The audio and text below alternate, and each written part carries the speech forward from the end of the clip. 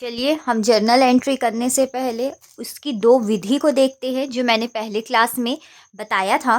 पहला हमने देखा था परंपरागत विधि और दूसरा हमने देखा था आधुनिक विधि या मॉडर्न अप्रोच। आधुनिक विधि या मॉडर्न अप्रोच आज के टाइम में बहुत ही ज़्यादा इस्तेमाल किया जाता है। इसके 5 पॉइंट होते हैं जिसको डेबिट क्रेडिट कब किया जाता है उसके बारे में मैंने पिछले क्लास में बता दिया था, जिसमें पहला पॉइंट संपत्ति, दूसरा पॉइंट दायित्व, तीसरा पूंजी और चौथा व्यय हानि और पांचवा आय लाभ होता है। तो हम ये पांचों पॉइंट्स के बारे में पहले डिटेल से जानेंगे। अगर संपत्ति है तो उसे हम पहचानेंगे कैसे कि संपत्ति क्या है। अगर दायित्व है तो दायित्व हम कैसे पहचानेंगे, पूंजी कैसे पहचानेंगे, व्यय हानि कैसे पहचानेंगे और आय और लाभ कैसे पहचानेंगे। तो चलिए हम आगे बढ़ते हैं और सबके बारे में उसको कैसे पहचान सकते हैं उसके बारे में पढ़ते हैं। तो चलिए हम संपत्ति क्या होता है उसके बारे में पहले डिटेल से जानते हैं। संपत्ति या एसेट, हमारा संपत्ति वो होता है जो हमारा प्रॉपर्टी होता है। For example land, building, cash, ये सारी चीज़ें हमारी संपत्ति। हमारा भूमि, भवन, रोकड़, जो हमारे जेब में रोकड़ है वो हमारा संपत्ति है। देनदार क्या होता है, जैसे मैंने किसी को फ्रिज में अपना बेचा, फ्रिज हमारा था 2 लाख रुपए का, उसने 1 लाख रुपए हमें पेमेंट किया और 1 लाख रुपए और देना उसे बचा है। तो वो हमें 1 लाख रुपए जब देगा, तो अभी तो दिया नहीं है, जब तक वो देगा वो तब तक के लिए हमारा देनदार कहलाएगा। तो वो भी हमारा एक तरीके से संपत्ति है क्योंकि उससे हमें पैसा मिलने वाला है। दूसरा फर्नीचर, बैंक में जो पैसा है वो भी हमारे लिए संपत्ति है। ख्याति, ट्रेडमार्क, कॉपीराइट, हमारे व्यवसाय या बिजनेस का ब्रांड नाम, वो सारी चीज़ें हमें उससे प्रॉफिट होती है, वो सारी चीज़ें हमारे लिए संपत्ति है। संपत्ति का हमेशा याद रखिएगा, संपत्ति से हम उसके संपत्ति का जब भी हम खाता बनाते हैं या एंट्री करते हैं तो उसके नाम पे हम अकाउंट खोलते हैं। संपत्ति, आपको डेफिनेशन में एक और चीज़ मैं बता दूँ, संपत्ति वो चीज़ होती है जिससे हमें लंबे समय तक लाभ होता है।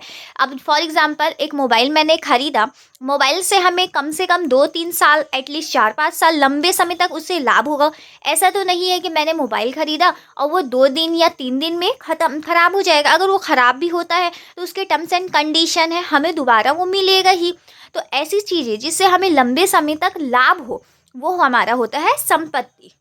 चलिए संपत्ति को अब समझ में आ गया है तो हम दायित्व की ओर बढ़ते हैं। दायित्व या लाइबिलिटी वो क्या होता है?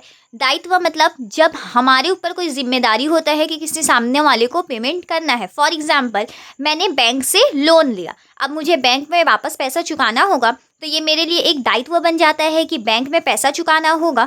तो बैंक लोन हमारे लिए एक तरीके से दायित्व है क्योंकि हमने उसे पैसा चुकाना है। फॉर एग्जाम्पल सेकेंड हम देखते हैं रेंट पेबल। मैं व्यवसाय कर रही हूँ, बिजनेस कर रही हूँ, उस जगह को मैंने रेंट पे लिया है, उसे मंथली मुझे रेंट पे करना है, वो हमारे लिए एक तरीके से दायित्व हो गया है कि उसका रेंट पे करना है। तो ये हमारे लिए एक दायित्व हो गया या लाइबिलिटी हो गया। अब हम देखते हैं second, outstanding salary. For example मैंने किसी को अपने अंडर काम के लिए रखा, वो साल भर काम किया, 6 लाख रुपए उसका सैलरी बनता है।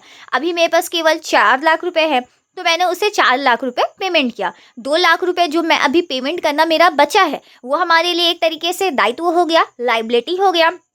अब हम देखते हैं क्रेडिटर्स या लेनदार। मैंने किसी से 5 लाख रुपए का उधार माल खरीदा, अभी मैंने केवल उसे 3 लाख रुपए ही पेमेंट किया है, 2 लाख रुपए और मुझे उसे पेमेंट करना बचा है, तो वो हमारा क्रेडिटर कहलाएगा या लेनदार कहलाएगा। आई होप आपको दायित्व और संपत्ति का कॉन्सेप्ट समझ में आ गया होगा। तो चलिए हम आगे बढ़ते हैं। तो चलिए हम आय और लाभ, इनकम और प्रॉफिट के बारे में जानते हैं, ये क्या होता है।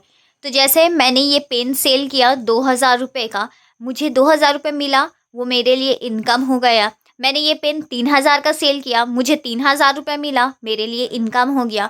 मैंने कहीं बैंक में पैसा जमा किया, उसमें से मुझे बैंक से ब्याज मिला, मुझे इंटरेस्ट हो मिला, वो मेरे लिए इनकम हो गया।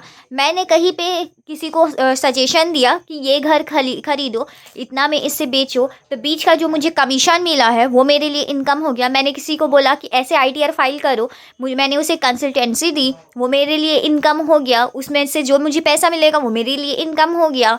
ये हम अब एक्सपेंसेस या खर्चे के बारे में जानते हैं। खर्चे क्या होते हैं? जैसे मैंने रेंट पे किया, खर्चा हमारा हो गया। ट्रैवलिंग एक्सपेंसेस हुआ, वो खर्चा हो गया। सैलरी हमें किसी को पेमेंट करना है या वेतन हमने किसी को पेमेंट किया, वो खर्चा हो गया। वेजेस या मजदूरी हमने पेमेंट किया, वो खर्चा हो गया।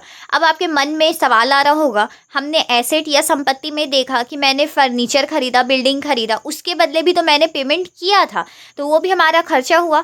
तो जी हाँ, वो खर्चा हुआ, लेकिन उससे हमने फर्नीचर उसे खरीदा, फर्नीचर हमारे पास आया, तो हमारा फर्नीचर एसेट है, तो वो हमारा संपत्ति हुआ, उससे हमें लॉन्ग टर्म, लंबे समय तक प्रॉफिट होगा। लेकिन यहाँ पर मैंने इमेजिन करिए, ट्रैवलिंग एक्सपेंसेस, मैं ऑटो से आई, वहाँ उसको मैंने उसके ट्रैवलिंग एक्सपेंसेस जो भी था पैसा, उसको मैंने उसे दिया, तो वहीं पे वो ख़त्म हो गया उसका, और तो हमारे लिए फ्यूचर में कुछ यूज़ नहीं है।